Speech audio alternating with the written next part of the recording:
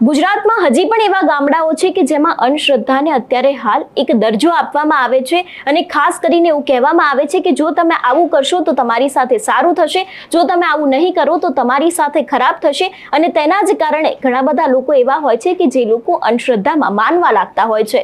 પરંતુ છોટા ઉદેપુરમાં એક એવો કિસ્સો સામે આવ્યો છે કે જેમાં એક ભુવાજી દ્વારા એક માસૂમ બાળકીની હત્યા કરી દેવામાં આવે છે અને તેની બલિ ચઢાવવામાં આવે છે. અને આ જ વિષય જ્યારથી સામે આવ્યો છે ત્યારથી છોટા ઉદેપુરના લોકો છે તે લોકોમાં પણ અનેક એવા સવાલો ઊભા થઈ રહ્યા છે કે શા માટે આ ભુવાજી દ્વારા આવું કરવામાં આવ્યું હતું ને ખાસ કરીને તે સમયે તેના પરિવારજનો ક્યાં હતા તેવા પણ અનેક સવાલો તેમના દ્વારા પૂછવામાં આવી રહ્યા છે. જો વાત કરવામાં આવે સમગ્ર ઘટના વિશે તો છોટા ઉદેપુર જિલ્લાના બોડેલી તાલુકાના પાણેજ ગામે 5 વર્ષની બાળકીની બલિ ચઢાવી દેવાનો એક મામલો છે તે સામે આવ્યો છે. ઘરની સામે રહેતી બાળકીને ઘરમાં લઈ જઈને ભુવા દ્વારા ક્રૂરતાપૂર્વક તેની હત્યા કરીને બલિ ચઢાવી દેવામાં આવી છે અને આ ઘટનાએ પ્રદેશમાં અત્યારે હાલ ચકચાર મચાવી દીધી છે.